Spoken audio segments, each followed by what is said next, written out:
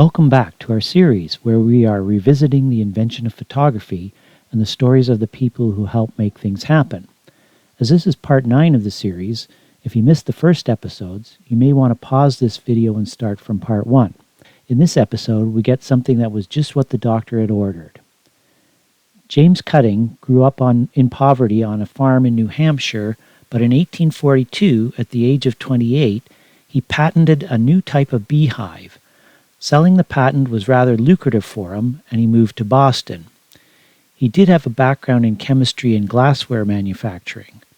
Like many people of the time, he developed an interest in photography when daguerreotype images were becoming popular in the United States.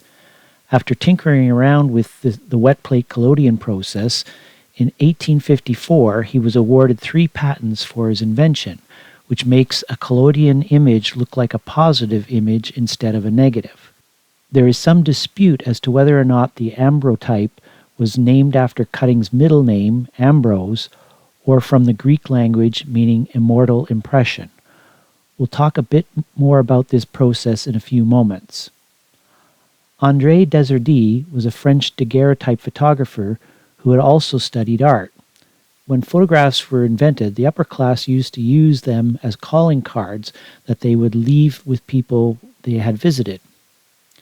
On November 27, 1854, Desardi patented a process where up to 10 photos could be made on a single plate, thus making it easier to mass-produce prints from one negative. He called his invention carte de visite, and 8 6 by 9 centimeter images could be made from a single 8-inch by 10-inch glass plate. He invented a camera with 4 lenses and a sliding plate holder which was used to expose the plate. We'll talk more about Desardi in a few minutes. This is an image of a 4-lens camera that was in use to make carte de visite images. After exposing once, the plate holder was slid to one side, and then a second exposure was made so that the negative could have 8 identical images on it. Scottish doctor, physiologist, spiritualist, and photographer Richard Norris was a pioneer of microphotography, especially that of blood corpuscles.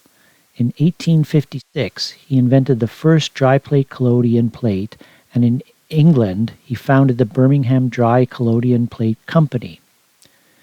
This became one of the first companies in the world to manufacture photographic materials. The process was similar to the wet plate process, except once the wet plate collodion had been sensitized with silver nitrate, the plate was drained and it was allowed to dry completely. The dried surface was coated with a preserver of some type, with gum arabic or gelatin being common, while tannic acid and honey were also used. The dried plate could then be stored in the dark until it was needed, up to several months later. The exposed plate could also then be stored in the dark and develop like a wet plate collodion at a later time. Norris patented the process, and this truly liberated photographers because they no longer had to haul around with them a chemistry set in a darkroom tent. This was a real benefit for landscape photographers. American-born and Yale-educated scientist, astronomer, and microbiologist who was also involved in his family's business, Professor Hamilton Smith is another polymath that had a hand in advancing the science of photography. Having built the then largest telescope in 1838 while still a student at Yale, he had to briefly leave school when his father had a financial misadventure in order to help in the family flower business. He continued his studies and eventually returned to Yale and graduated. He developed an interest in photography while at Yale as the daguerreotype process had just been developed. Smith began experimenting with a proposal by Adolphe Alexandre Martin about producing a positive image on a black plate using the collodion process shortly after becoming professor of natural philosophy and astronomy at Kenyon College in Ohio. On February 19, 1856, he received a patent for his efforts and sold the patent rights to his student and assistant, Peter Neff. The patent was disputed by Victor Griswold, who received a patent around the same time for a similar process. The dispute was eventually resolved, while a competition between the two drove price for tintypes downward, making them inexpensive to make and buy and popularizing them at the same time.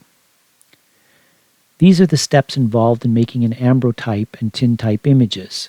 Pause this video if you'd like to read them. If you'd like to see how an actual image is made, please use the link bit.ly/P photo -R retro -9 for a film by Wet Plate Shenanigans on making ambrotype images, and bit.ly/P photo -R retro -11 for a film by Dieter Schneider on how to make a tintype image. This is so you can better visualize things. Please join us the next time when we will be searching high and low for images, going viral without the internet, stopping things down and the demise of the daguerreotype, and more. We look forward to you being with us then.